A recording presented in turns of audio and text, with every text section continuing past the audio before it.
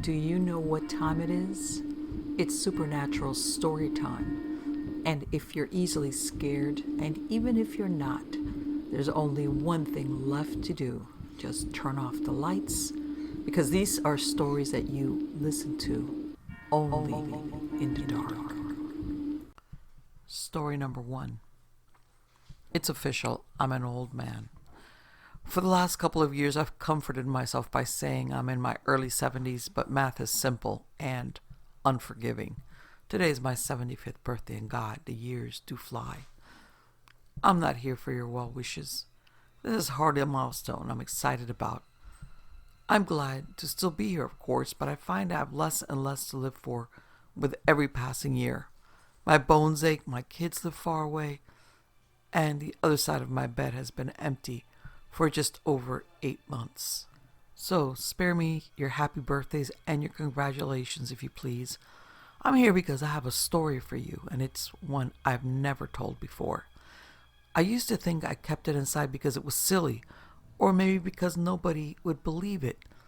I've found, though, that the older you grow, the more exhausting it becomes to lie to yourself.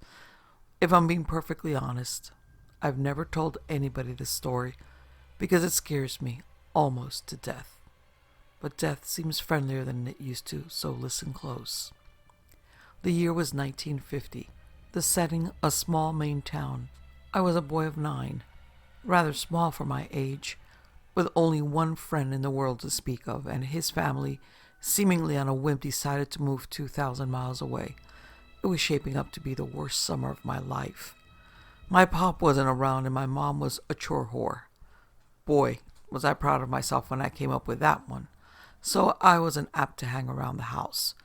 With some hesitation, I decided the public library was the place to be that summer. The library's collection of books, particularly children's books, was meager to say the least. But within the walls of that miserly structure, I would find no undone chores, no nagging mother, God rest her soul, and perhaps most importantly, no other children with whom I would be expected to associate. I was the only kid with a low enough social status to spend his precious days of freedom sulking amid the bookshelves, and that was just fine with me. The first half of my summer was even more dreadful than I had imagined it would be. I would sleep in until 10, do my chores, and then ride my bike to the library. And by bike, I mean rusty log of shit attached to a pair of wheels. Once there, I would split my time between unintentionally annoying the elderly patrons and deliberately doing so. One pleasant lady actually interrupted my incessant tongue-clicking to hiss a "shut the fuck up" at me. The first time I ever heard a grown-up use the F word. Big fucking deal, I know, but in those days it was unheard of. The dreary days turned to woeful weeks. I'd actually begun praying for school to start again, until I discovered the basement. I could have sworn I'd roam every inch of that library, but one day in a far corner behind the foreign language collection, I stumbled across a small wooden door I had never seen before. That was where it all began. The door was windowless and made from oak that looked far older than the wall in which it rested. It had a knob of black metal that quite literally looked ancient. I wouldn't have been surprised to learn it was crafted in the 17th century. Engraved on the knob was what appeared to be a single footprint. I had the sense that whatever lay beyond this door was forbidden to me, and therefore probably the most interesting thing I would encounter all summer. I quickly glanced around to make sure nobody was watching me, and then turned the heavy knob, slipped behind the door, and shut it. There was nothing, only darkness. I took a couple of steps and then stopped, unnerved by the totality of the shadow which surrounded me. I waved my hands in front of me in an attempt to find a wall or a shelf or anything to hold on to. What I actually found was far more subtle. A small string dangling from above. But far more useful. I grabbed it firmly and pulled it down. Back in the day, lots of light bulbs were operated with strings, and this was one of them. My surroundings were instantly illuminated. I was standing on a small, dusty platform that looked as though it hadn't seen life in quite some time. To my left was a rickety-ass spiral staircase made of wood and appearing ready to collapse at any second.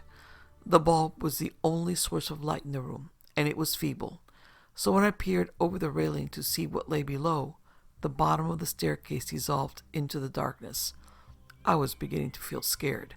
This place, whatever or wherever I was, seemed to have no business in a town library.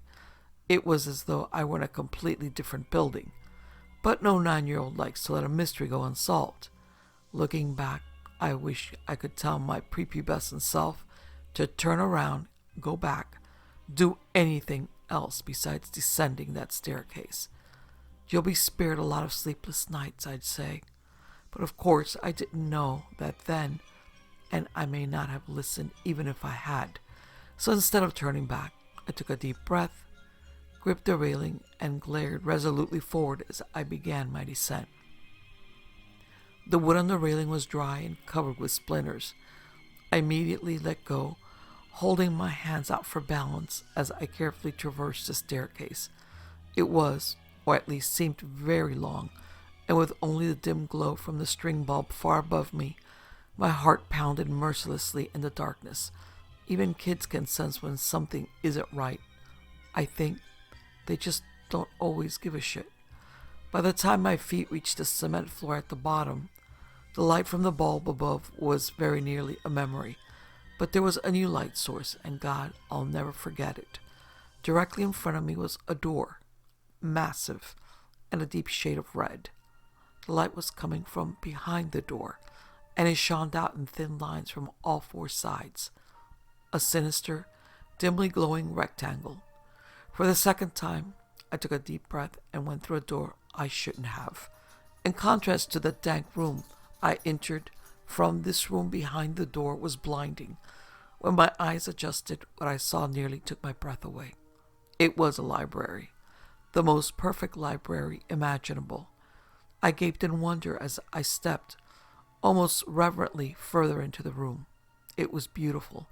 It was smaller than the library above, much smaller, but it seemed to be almost tailor-made for me. The shelves were packed with brightly colored titles. Both armchairs in the middle of the room were exquisitely comfortable. And the smell, my God, the smell was simply unbelievable. Sort of a mixture of citrus and pine. I simply can't do it justice with words, so I'll suffice it to say that I've never smelled anything better, not in my 75 years. What was this room? Why had I never heard of it before? Why was nobody else here? These were the questions I should have been asking, but I was intoxicated. As I gazed around at all the books and basked in the smell of paradise, I could only form one thought. I will never be bored again. In truth, boredom only hid from me for 3 years. It was on my 12th birthday, 63 years ago to this day, that everything changed. Before that day, I visited my basement sanctuary as often as I could, usually several times a week. I never saw another soul down there, yet strangely remained free of suspicion. I never removed a book from that room, but instead would pick up a particular volume wherever I had stopped reading during my previous visit. I sat always in the same deep purple armchair, and always leaving its twin barren and directly across from myself. That armchair was mine. The other was, well, I suppose I couldn't have articulated then much better than I can now, but it wasn't mine. That's for damn sure. On my 12th birthday, I arrived later than usual.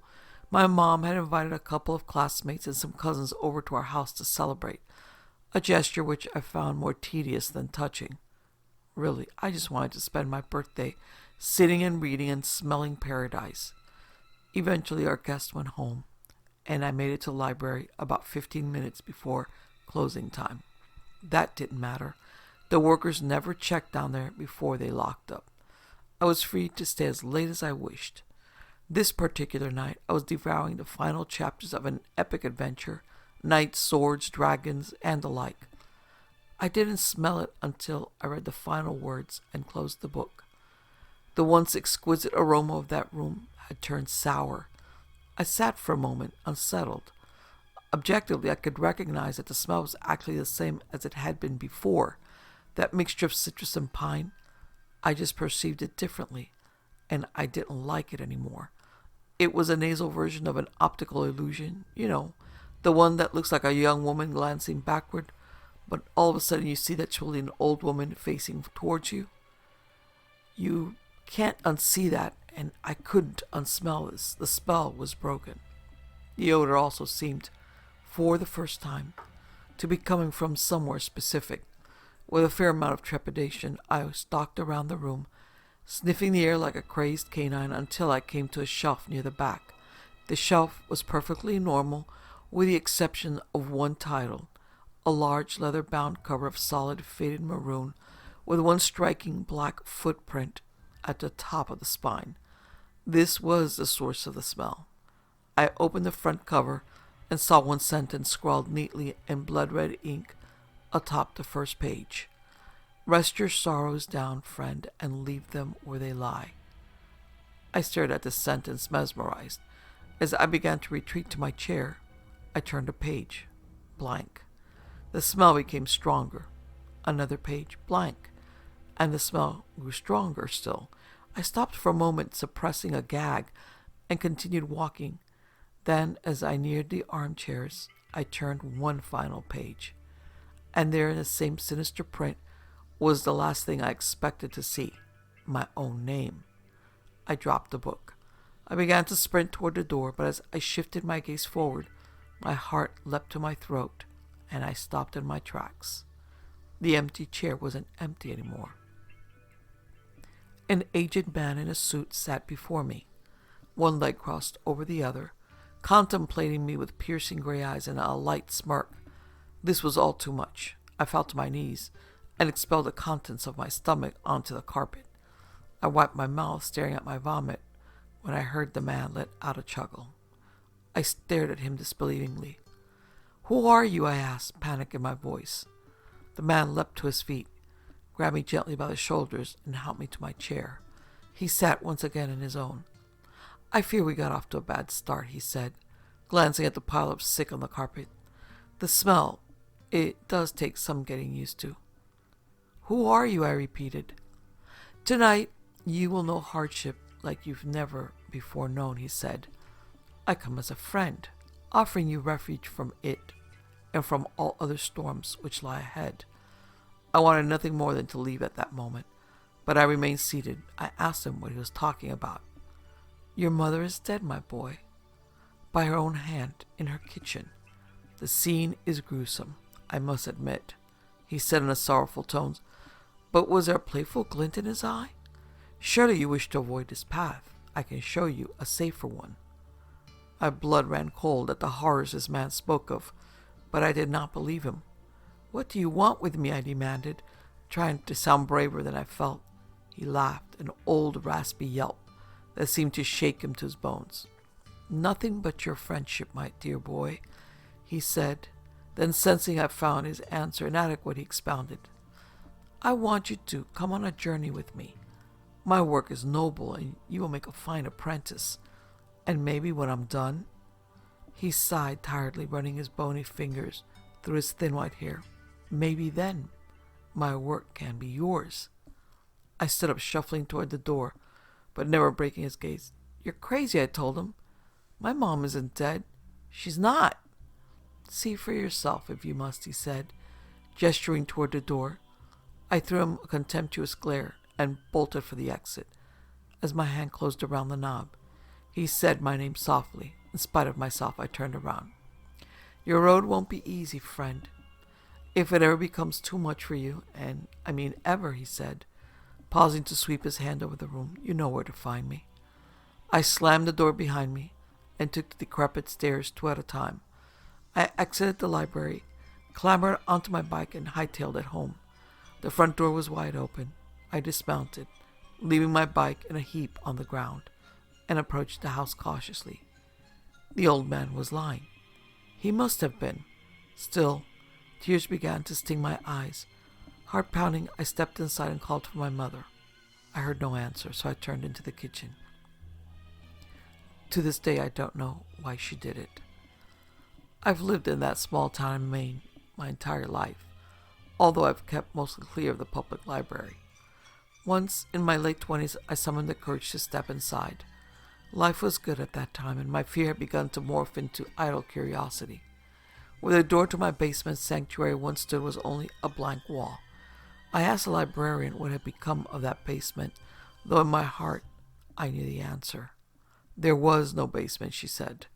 There had never been a basement. In fact, if she had her facts correctly, city zoning ordinances prohibited a basement in the area. I've been haunted by that sickly sweet smell, that poisonous blend of citrus and pine, ever since that long ago birthday. When I saw my mother in the kitchen that day collapse in a pool of her own blood, I smelled it. When a man claiming to be my father knocked on my college apartment door, begged me for money, and beat me to within an inch of my life when I refused, I smelled it. When my wife miscarried our second child, I smelled it. And again when she miscarried our fourth. When our oldest son got behind the wheel of the family Buick completely shit-faced and got his girlfriend killed, I smelled it. I began to smell it periodically as my wife became sick. She died late last year, and now I'm alone for the first time in more than half a century. Now I smell it every day, and it feels like an invitation. A few months ago, I went back to the library, and the small oak door with the ancient handle was there, right where it used to be. My evening walk has brought me past the library every day since, but I haven't gone inside. Maybe tonight I will. I'm frightened to die, yes, but lately I'm even more frightened to keep living. The old man was right. My road hasn't been easy, and I doubt it will get any easier. Rest your sorrows down, friend, and leave them where they lie. He promised relief, a refuge, he said. Was he right about that too? There's only one way to find out. After all, I still know where to find him. Story number 2. My uncle and aunt came to visit me here in Atlanta. We got to talking about all sorts of general things. You know how family is. But we somehow ended up on the topic of strange supernatural. This is when my uncle started telling me his story, a story that he says will haunt him all the way to his grave. These are his memories, almost word for word. So, I graduated from Fordham in 1974, and I still had no idea what to do. Times were different then. We were able to find jobs easily. Jesus, I remember companies practically begging us to work for them. But I didn't want to do some shitty desk job for the rest of my life, so I waited. Then one day, while flying to visit your aunt on Thanksgiving, I caught myself being fascinated with the complexity of air traffic systems. That's all it took. I decided to become an air traffic controller. By the time I turned 27, I had passed all the necessary tests and had accumulated enough experience to be hired and work without supervision.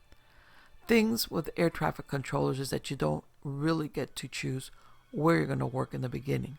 Sure, we all wanted to work at JFK or Hartsfield-Jackson, but those jobs just weren't available to us rookies. So I had to take a job in a bumfuck little town in Iowa called Atlantic. It was literally a single landing strip in a damn cornfield. But I had to pay my dues, and the money was all right. Now, small airports like these usually only work 8 to 5. But this particular strip was in such a geographical location that there were a lot of flights going above us at any time. So we needed to stay open until 4 a.m. in case of an emergency landing. By staying open, I mean I had to sit in the control tower and there was one security guy sleeping in the airport's only terminal. It wasn't that bad, really. I'd bring my books and crossword puzzles, and I'd spend hours on the phone with your aunt. You know how they say that the air traffic controller is the most stressful job in the world?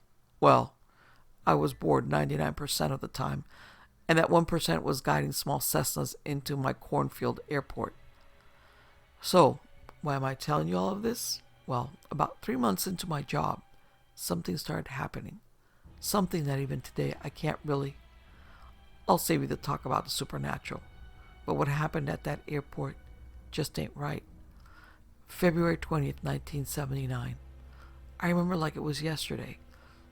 It was a regular winter night in Iowa, winds and freezing cold, but no snow. I was supposed to work until closing, although we didn't have any flights scheduled. Around 1 a.m., I received a radio message from a small Cessna about 30 miles from the airport. They were having a really bad snowstorm up in Omaha and needed to land here in Atlantic. I guess being open late was justified after all. I got my binoculars out, verified the visibility, and started guiding the aircraft. Though it was really windy out there, they managed to touch down. I looked through the binoculars to verify the landing went okay, and that's when I saw her for the first time. Just walking down the runway, as if it were a normal street. Was this woman? Shit, I don't know. Now, there was about 100 things wrong with this situation. First, the woman was wearing some sort of short summer dress or a nightgown, and she was barefoot. Believe it or not, normal persons would be cold dressed like that during the summer, let alone our winter. And then you had to wonder what in the world was this person doing walking down the active runway, and how the hell did she get out there to begin with? Flight 84, this is Alex from Air Traffic Control. Do you happen to see a woman walking down the runway towards you? I asked the pilot, who had just landed. Let me check, the pilot answered. Still watching through binoculars, I saw him open the door of the plane, then get out. He started walking towards the woman. Not going to lie, at that point, I was having a lot of fun. Not much happened in Atlantic, Iowa, and this certainly was entertaining. I couldn't wait to hear her story. My bet was that she got in a car accident near the airport. Well, the pilot walked up to her, and I could make it that he was saying something. I saw, still through the binoculars, her lean into his ear and almost whisper something to him. He just stood there for a good 10 seconds, with neither of them moving. She was still leaning close to his ear. Then he snapped out of it, I guess turned around and literally sprinted to the plane. When I saw the propeller starting to rotate, I jumped on my radio. Flight 84, what are you doing? No answer. Flight 84, I repeat, what is happening? Nothing. Then the plane started moving, speeding up. Flight 84, you do not have permission to take off. I repeat, you are not cleared for takeoff. But there was no answer. That damn Cessna kept speeding up and then took off. Nothing I could do really, besides making sure that no other planes were above us at the time. I tried one more time. Flight 84, this is air traffic control. What the hell is happening? And then my radio started making white noise. No, was all I could hear coming from the radio. Flight 84, please repeat, you're breaking up. What a night, I thought.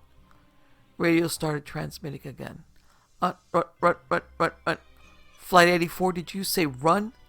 Please, repeat yourself. But nothing else came from out of that damn radio.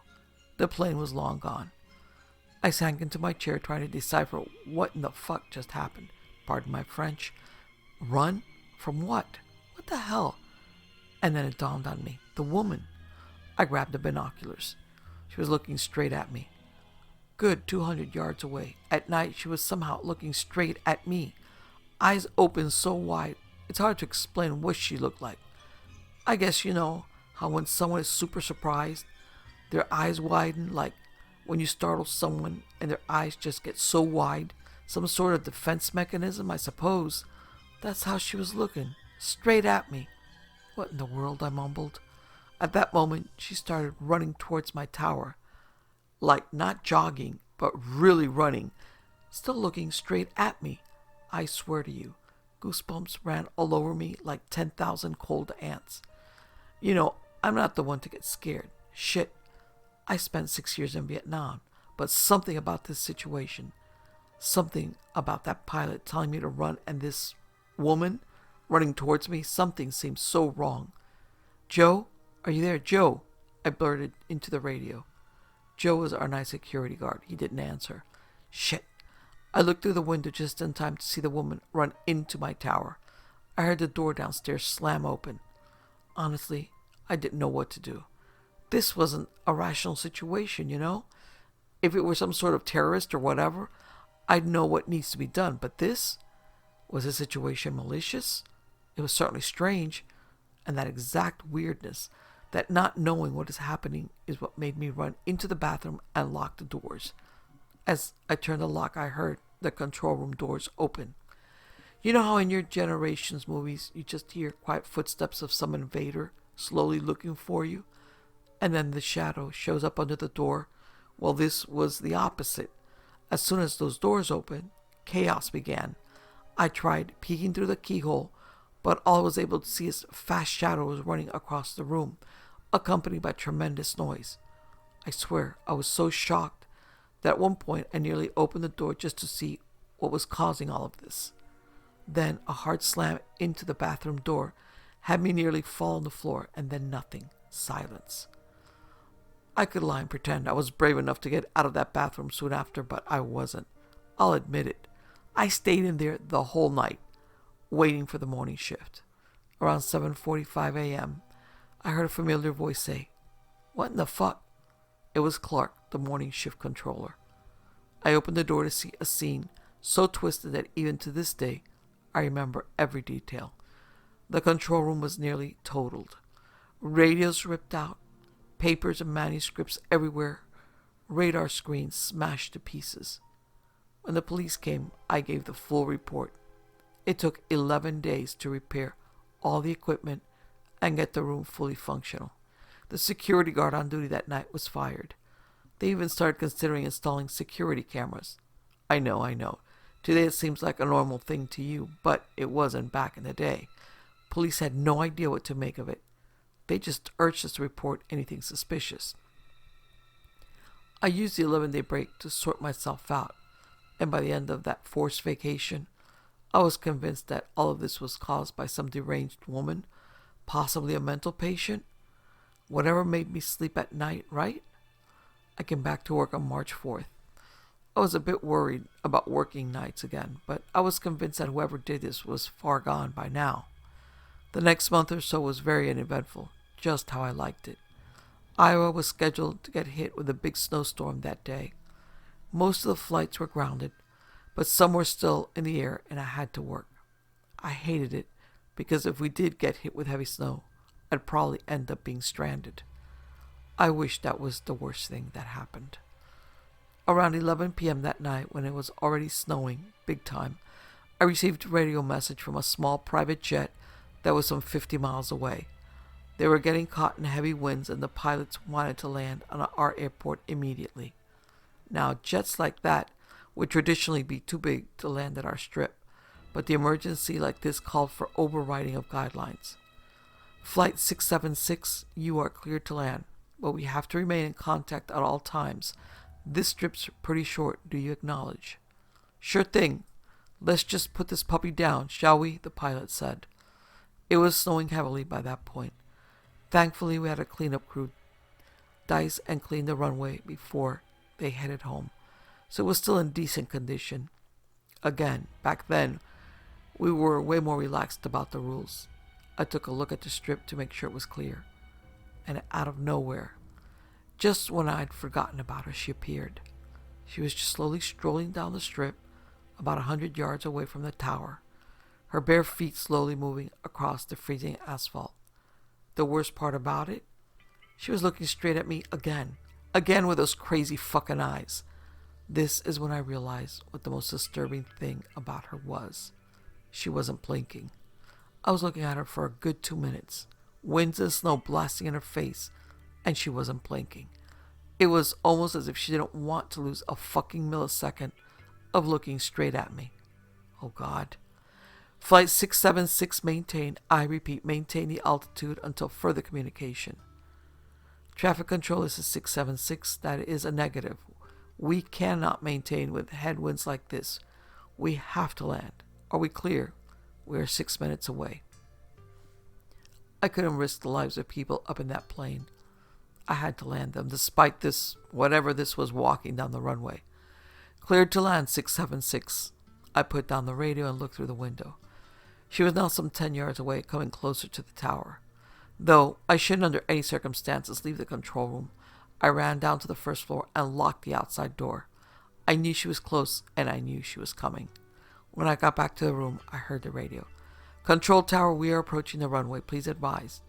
Rotate 3 degrees right. Acknowledge. Copy that. We see the lights now. See you soon. I looked up through the window and could see the plane in the distance. There was no trace of the woman on the runway. I sighed a breath of relief. I was going to deal with this issue after the jet had safely landed.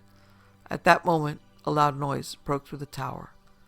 I didn't want to believe it, but I was afraid that the first floor door had slammed open. How the hell? I locked it. I know I did. And then goosebumps overcame me again, almost as if my body could feel something that I couldn't. My first instinct was to lock myself in the bathroom again, but I couldn't.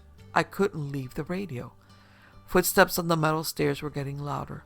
She, I assumed it was her, wasn't running at least, but the violent sound of footsteps made me think she was.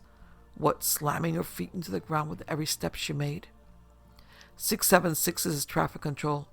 I have visual confirmation, clear to land. I heard the control room doors open. This is when I realized just how afraid I was. You know, I'm almost 70 now, and I'm not embarrassed to admit how scared I was at that moment. Matter of fact, I was so scared that I couldn't even turn around, if you can believe that. I just couldn't face what was behind me. This was very unusual because I was always composed and rational.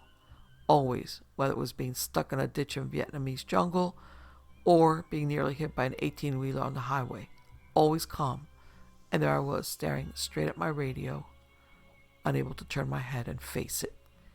You might think to laugh about how I reacted, but I guarantee you, most of you would behave the same. Your body just doesn't behave normally when terrified. Traffic control 30 seconds out, here we go, came from the radio. I slowly pressed the talk button on the radio, my teeth literally chattering. All clear, I muttered. Then I felt a cold breath on my neck. She was behind me.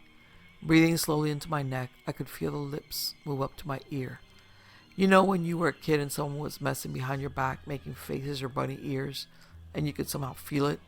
I could feel the mouth an inch from my ear, though I couldn't even see her with the corner of my eye. I was still nearly paralyzed. I admit, I used to be ashamed of my inability to act in this surreal situation, but now when I look at it, no one can tell me they'd react any differently. It just was an earthly situation, you know? Come down, to field, come down, the whisper crawled into my ear. You'd normally think that hearing a voice would somehow diffuse the situation, or at least brush away any thoughts of supernatural, but that voice was so different than anything I've ever heard. I'm not a writer, I can't explain it. It was cold, inhuman even, but what scared me the most was the anger I felt in it. Though she whispered, I could feel the rage, and I don't even know how to put it into words. Her voice lacked something that every other voice had. I don't know. Touchdown, traffic control, 676 is on the ground. Hope you have some hot chocolate ready. The woman behind me snapped back, and I heard what I assumed was running. I forced myself to turn around just in time to see her running out barefoot. 676, welcome, I made myself say into the radio. Though my legs were still foreign to the rest of my body, I propped myself up and looked through the window. I was expecting to see the woman running out, but she was nowhere to be seen. I thought that she was still in the building. This time I managed to get the security guy on the radio, and he showed up a few minutes later. He did a full walk through the tower, but no trace of the woman. I started feeling relieved only when the police showed up. They thoroughly searched the building with no success. They did notice the trace of footsteps coming from the neighboring cornfield to the tower, but there were no prints going back. Imagine my situation at the time. Just take a second to think about it. You are the only one to ever see this woman. I'll call her a woman. I wouldn't be surprised if the police started thinking that I was hitting the bottle during work. I decided to keep it to myself until I could prove there was this person disrupting or haunting the airport. I couldn't really quit, and honestly, would you? Probably not. I mean, yes, these were two absolutely surreal experiences, and I did feel some sort of intangible hazard, but I didn't think my life was ever in danger. I decided to stick with it. Winter was almost over anyway. Spring brought more horror than winter ever could. The city council finally listened to me and decided to install a security camera. Due to municipal bureaucracy and limited funds, or so they say, they only mounted one camera. They could stream video to the control room. Stream, not record. Let that sink in. Who installs cameras that only stream? Town of Atlantic does. That's who. Anyways, I had to pick up my battles, so I had them install the cameras in front of the tower door. That way I could always see who was outside. A good month had passed since the last encounter, and to be honest, the horror started to dull away. It was still fresh in my mind, yes, but the lack of new developments had me thinking it all ended as quickly as it started. In my mind, she was probably some lunatic who decided to move on. Then on May 3rd, I received a memo letting me know I needed to stay late that day, since some local politician's plane was due to land around 10 p.m. Naturally, I guess my mind went straight to thinking about the crazy girl. You know, this was the first late night for me since the last encounter. 9:45 p.m. came around, and there was no sight of the plane. I didn't care, though. My eyes were glued to the binoculars, searching for any movement on the strip. Even a minimal commotion, and my heart would race. Then Jesus, it still scares me to this day. Then, for some reason, I decided to look down at the monitor the camera was streaming on, and my world turned upside down. I expected her. I really did. You can expect something unnatural, but you're never really ready for it. You always hope that it was just your imagination or something, but no, there she stood, right in front of the camera in her summer white dress. She looked different, though. She was holding her arms as if she were freezing. She was shaking, and I could hear crying through the shitty speakers they gave me. This wasn't the entity I remembered terrorizing me. Then she looked up at the camera, and though the picture was grainy and black and white, I could see tears in her eyes. "Please, it is freezing out here," she cried at the camera. Audio was obviously out of sync as she opened her mouth and a voice would come through my speakers much later. "Please." I'm not sure what you'd do in that situation, but I immediately saw an opportunity. If I can bring her in and call a security guard, I'd finally have the proof that I wasn't making it all up. "Jerry, get to the control tower right now, please," I said as I stood up. I walked down. I know. I shouldn't have left an active control tower, but this was my chance.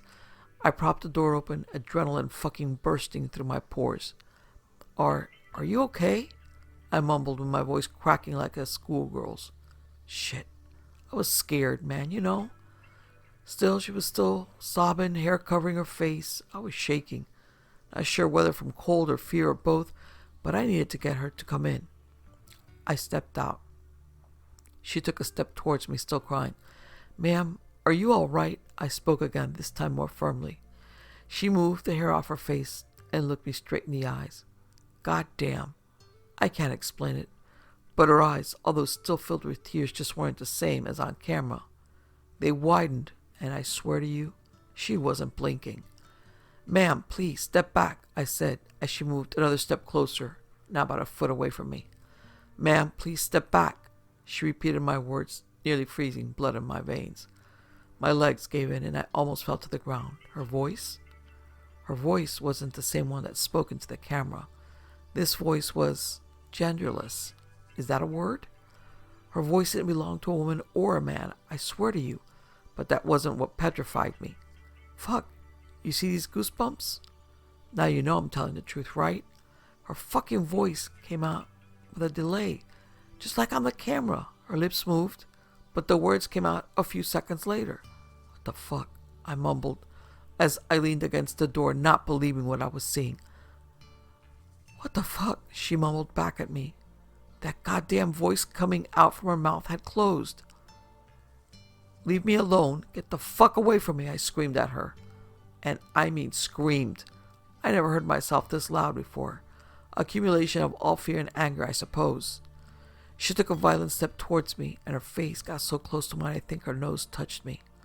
She opened her mouth wide as if she were screaming, but it was silent.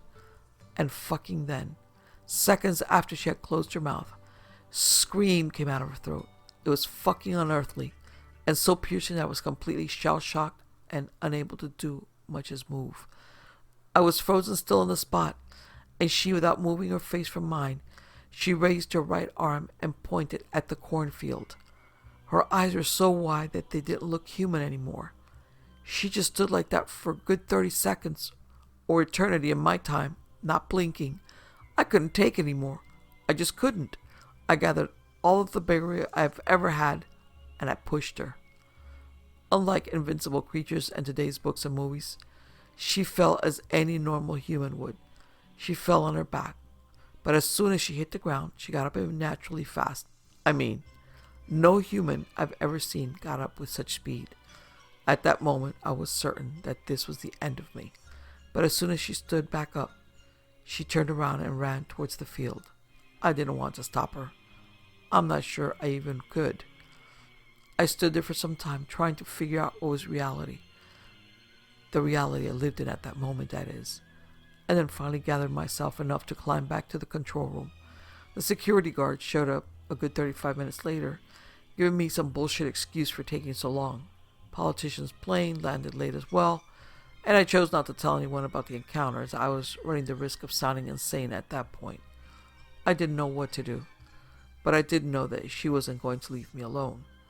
I spent the next 6 nights at the airport glued to my binoculars, scouting the ground for any movement. I talked the guard into doing a walk through the strip every couple of hours, just on the off chance that she'd be caught. Naturally, I didn't tell him what to look for because I didn't want to sound crazy when he found nothing. It was night 7 since the encounter, and I was spending my hours staring down the binoculars. I saw the guard walk around 8:45 p.m. He saw me in the tower, so he laughed and waved, giving me thumbs up.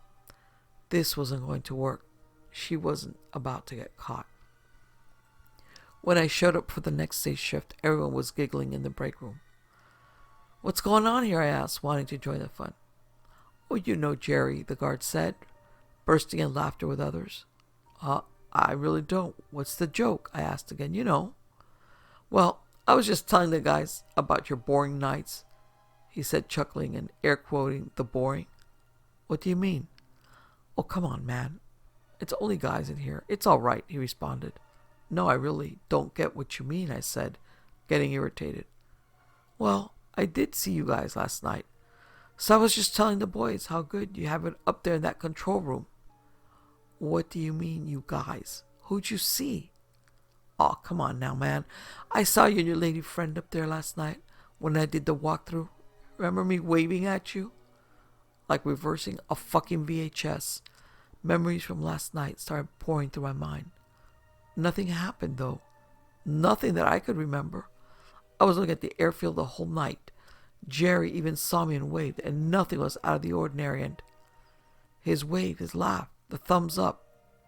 Yeah, I saw your lady friend standing behind you when I waved. I'm sorry, I didn't know it was a secret." I don't know how my legs worked, but I used them to run out of the break room, escorted by laughter from my co-workers. First thought, at least, I wasn't going insane. Someone else saw her, you know. Second thought, what in the God's name? She was behind me? For how long? And how in the hell didn't I see her? I honestly had no idea what to do at that point. The only hope for my well-being was that she'd get caught by someone other than me. Otherwise, everything I said to anyone would make me sound insane. 2 weeks had passed by with no further sighting of her. Then sometime in early June, and mind you, I was still scanning the airstrip every night, I saw her at the edge of the field. She just stood there. I must have watched her for 2 hours, and she didn't move a finger. She just stood looking straight at me, 100 yards away in the control tower. After the initial shock, and again, every time I saw her was a shock to me, I did the only logical thing and picked up the radio. I called Jerry and asked him to do a walkthrough. As soon as the door of the airport barn opened, she slowly walked back into the cornfield, never taking her eyes off of me. By the time Jerry walked by where she stood, she was long gone. This happened every night for the next 8 days. She'd stand at the edge of the field, staring at me and not blinking, and every time Jerry would come out, she'd slowly disappear into the field. One night, I called Jerry up in the control room for a sip of whiskey, hoping she'd come out and I'd show her to him. It's always so convenient in movies, though, isn't it? The entity whose existence you're trying to prove never appears before witnesses, right? Well, Jerry came up and we shared a nice bottle of Jack Daniels over some small talk. I was discreetly keeping an eye on the cornfield. At the same time, she always appeared. I noticed movement in the field. And there she was. She came out of the field and froze in the same spot she always does. I had to be careful. I was so excited, man. I was overrun with emotion. She was finally about to get caught, but I had to contain myself so I could look somewhat sane when telling Jerry what was happening. "Hey, Jerry, do you see what I see?" I asked him as I handed him the binoculars. "Down by the cornfield?" Him staring down the strip for the longest 5 seconds of my life. "What in the world is that girl doing there?" Man, the sense of fucking relief I felt. "All right, I have something to tell you." I spoke calmly. It took about 5 minutes to give him a gist of what was happening. All the stalking, control room destruction, incident on camera. "Jesus, man, why didn't you tell me something earlier?" he asked, looking worried. "Would you have believed me if I did?" I asked with hope. He just shook his head.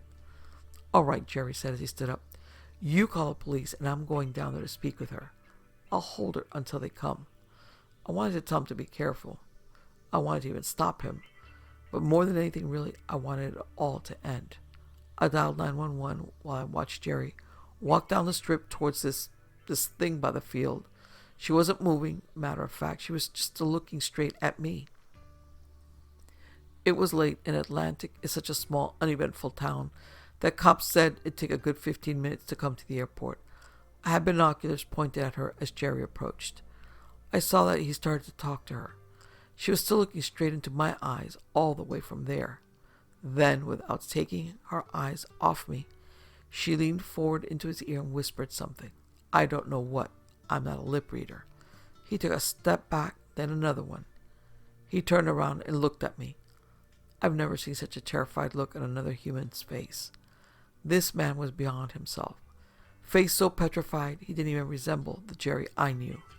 He ran into the field. "Jesus," is all I could say. And she was still looking at me, only she had this, what do you call it, misbehaving smile on her face. I had it. The pilot and Jerry both ran away from her after she whispered something to them. And what was I still here? What was happening to me? I fucking had it. I ran down the stairs and out of the tower. She was standing in her spot. As I ran to her, I could still see she had that fucking smile on her pale face. No more talking. This wasn't a movie, and I wasn't about to let her run again. I tackled her. It sounds funny, I know, but I ran into that bitch, and I hit her hard. We both hit the pavement, and as soon as I got on top of her, I noticed she still had the smile, even though there was a big cut on her forehead. She wasn't talking. She wasn't resisting. She was just lying there, smiling at me and bleeding. I heard the car pull up by the strip, and you can imagine how thankful I was when I saw it was the police. "Over here! Here!" I screamed as I held her down, though she wasn't really trying to escape. As the cops ran toward us, I looked at her one last time. "Why? Why?" I asked, so frustrated, so angry. She just smiled even wider. "See you later, alligator," she whispered, seconds before police pulled me off of her. Her words came out with delay again. That wasn't the last shock of the night. "Help me, officer. This man was trying to kill me," the girl cried as the officer helped her up. "He tried to murder me." I was speechless. This woman, I thought she was, a demon, was now acting human. I was sure she was finally caught, but as the cop turned to me, I realized I was alone on the strip. Nearly choking a defenseless woman, Jerry was nowhere to be found. "Take me," I said as the officer stepped towards me. The sense of helplessness was the most overwhelming feeling I've ever experienced. But please, don't let her get away. I spent the night in jail, certain that I was going to be found guilty for everything, with the only witness long gone to who knows where. When my buddies from the airport came to bail me out in the morning, I was so tired, I didn't feel like explaining anything. I just told them that if Jerry were here, he'd tell you. "What?" "Jerry's at the airport right now," my buddy said.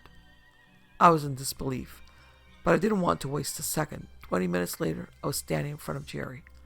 "Jerry, man, why didn't you tell anyone?" I asked, nearly crying from all the emotion. "Tell what?"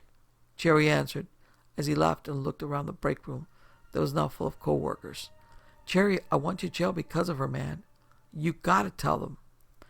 "Look, man, Why don't you get some rest and we can talk about this later, all right? Jerry said in a condescending fucking voice, patting my shoulder. I lost it. I just started crying. I was the most helpless man in the world.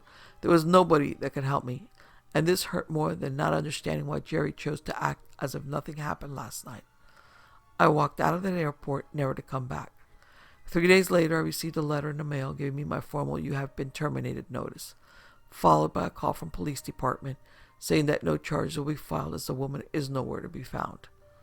I moved to New York to live with your aunt after that.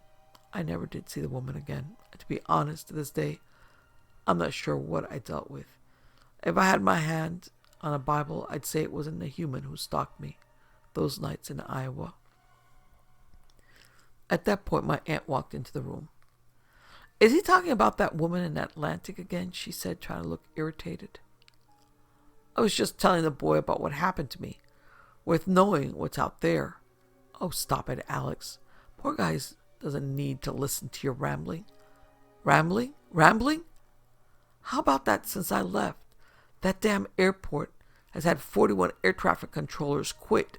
How about that? Well, I think it's time to go. We overstayed as it is, my aunt said, trying to get out of the awkward situation. I'll walk you out, I said. When we got outside the house, my uncle sat in the car, but I had to ask my aunt. Was that all? I started, but she interrupted. Oh, goodness, no. We don't like to talk about it, but your uncle started his depression medication around that time, and it affected him in a strange way. It was back when medications weren't well researched. That's why he was let go and unable to work at the airport again. And the woman? Well, yes, there was a girl there. Luckily, cops got him off of her before he did any damage. But he's been under control ever since. No incidents, knock on wood. As she opened the door, I whispered one last thing. And all those controllers who quit, is that true? My aunt's smile went from genuine one to one that was very obviously forced. We better get on the road now before night falls, honey. Call us sometime. You got our number, you know. See you later, alligator.